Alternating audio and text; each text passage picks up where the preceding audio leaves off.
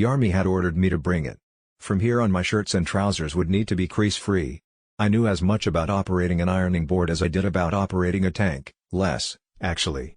But that was now the army's problem. I was now the army's problem. I wished them luck. So did Pa. It was he who dropped me off in Camberley, Surrey, at the Royal Military Academy at Sandhurst. May 2005. He stood to one side and watched me put on my red name tag, Wales, then sign in. He told reporters how proud he was. Then extended his hand. Off you go, darling boy. Photo op. Click. I was assigned to a platoon of 29 young men and women. Early the next day, after pulling on our new combats, we filed into an ancient room, hundreds of years old. You could smell the history, it seemed to come off the wood-paneled walls like steam. We recited an oath to the Queen. I swear allegiance to crown and country. The lad beside me shot an elbow into my ribs. Bet you say Granny rather than Queen. That was the last time, for the next 5 weeks, that he or anyone else would venture a joke. There was nothing funny about boot camp.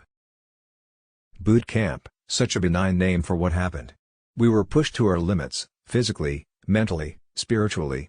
We were taken, or dragged, to a place beyond our limits, and then a bit further, by a stolid group of lovable sadists called color sergeants.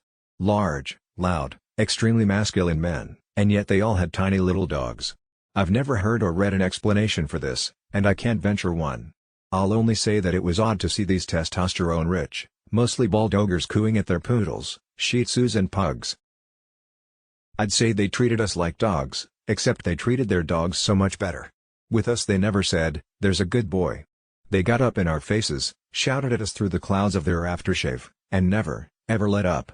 They belittled us, harassed us, shrieked at us, and made no secret of their intent. They meant to break us.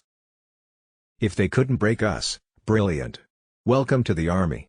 If they could, even better. Better to know now. Better that they should break us than the enemy. They used a variety of approaches. Physical duress, psychological intimidation, and humor. I remember one color sergeant pulling me aside. "Mr. Wales, I was on guard one day at Windsor Castle, wearing my bearskin, and along came a boy who kicked gravel on my boots. And that boy, was you."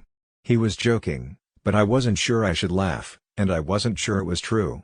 I didn't recognize him, and I certainly didn't remember kicking gravel on any guardsman. But if it was true, I apologized and hoped we could put it behind us. Within 2 weeks several cadets had tapped out. We woke to find their beds made, their stuff gone.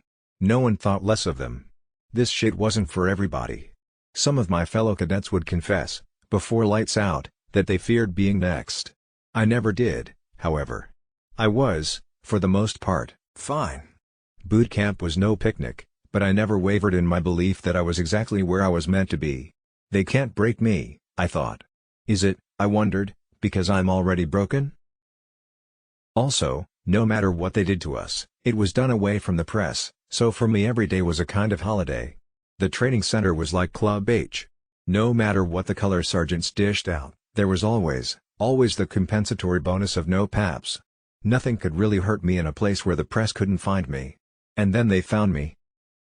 A reporter from The Sun sneaked onto the grounds and shambled around, holding a phony bomb, trying to prove, what? No one knew. The Sun said their reporter, this faux flaneur, was trying to expose the training center's lax security, to prove that Prince Harry was in danger. The truly scary part was that some readers actually believed their rubbish.